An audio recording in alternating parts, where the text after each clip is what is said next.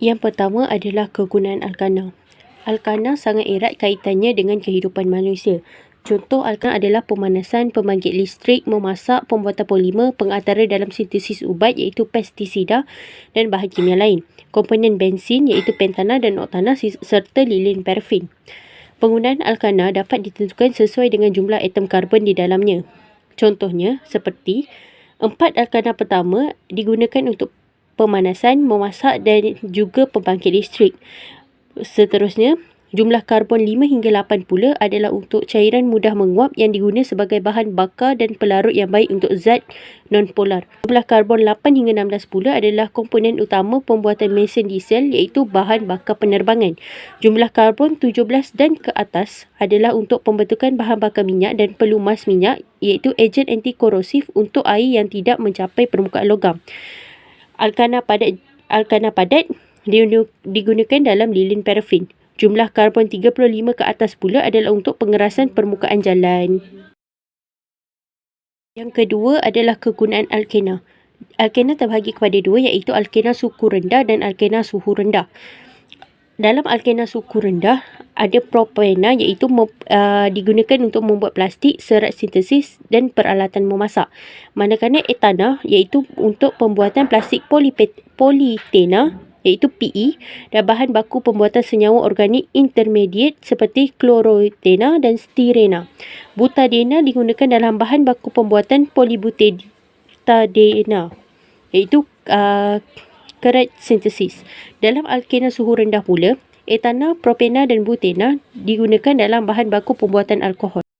Yang ketiga, kegunaan alkohol. Istilah umum alkohol ialah senyawa organik yang mempunyai gugusan hidroksil yang terikat pada atom karbon.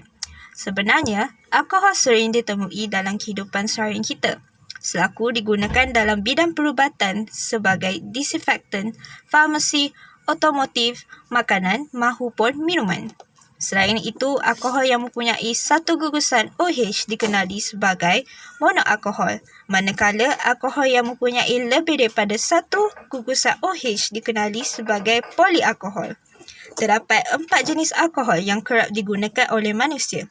Antaranya ialah etanol, metanol, alkohol ethylene glikol dan alkohol gliserol. Kegunaan etanol ialah sebagai bahan dasar minuman beralkohol seperti wine atau bir.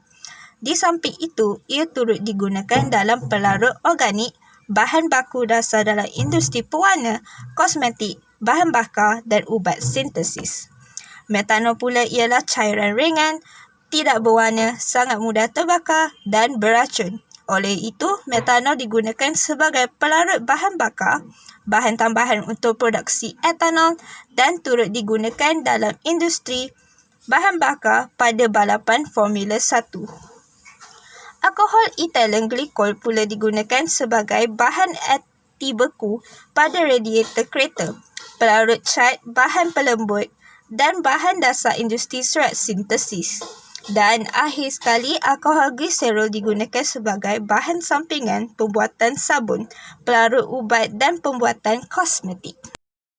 Keempat, kesan penyalahgunaan alkohol. Walaupun alkohol banyak digunakan dalam pelbagai industri, alkohol seperti etanol digunakan sebagai bahan dasar minuman beralkohol membawa kesan buruk kepada manusia jika tidak terkawal.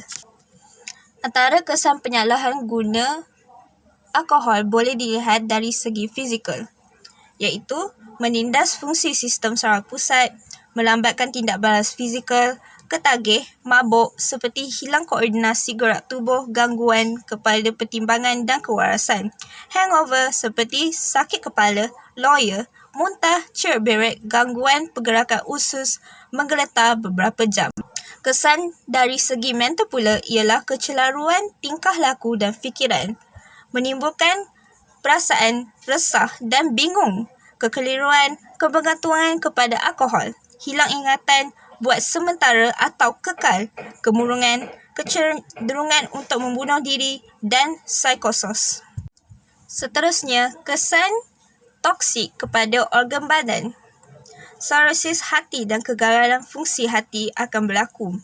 Kegagalan jantung, gastrik, ulcer, radang pankreas, dan kanser saluran orofaring iaitu mulut dan tekak. Alkohol juga boleh memberikan kesan kepada wanita yang mengandung.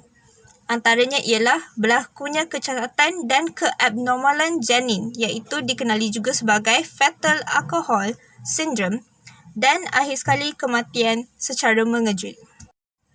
Keempat, kegunaan asid karboksilik. Asid karboksilik seperti asid metanoik dan asid etanoik digunakan dalam membekukan susu getah. Asid etanoik pula boleh dijumpai dalam larutan berair seperti cuka, penghilangan ubat seperti aspirin.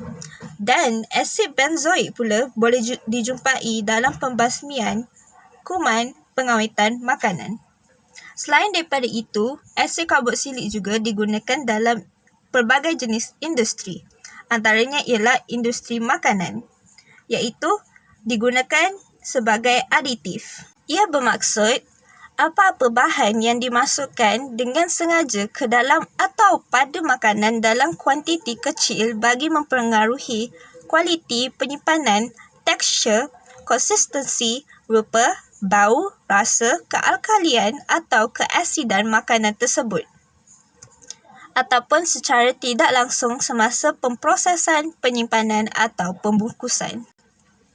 Asid karboksilik juga sering digunakan dalam pengeluaran minuman ringan dan bahan utama cuka. Seterusnya, industri farmaseutical. Asid karboksilik digunakan dalam antipiretik dan analgesik, aktif dalam proses sintesis aroma dalam beberapa ubat. Antimikotik iaitu gabungan asid benzoil dengan asid salisilik. Selain daripada industri makanan dan farmaseutical, asid karboksilik juga kerap digunakan dalam pembuatan plastik dan pelincir, iaitu asid sorbik. Pembuatan Barbie, resin elastik pelekat telus, iaitu asid alkylik. Pembuatan cat dan varnis, asid linoleik. Dan akhir sekali pembuatan ubat gigi, asid salisilik. Yang terakhir adalah gunaan ester. Ester digunakan sebagai perisa makanan, sebagai pewangi dan sabun deterjen, barangan domestik iaitu minyak wangi dan juga membuat ubat.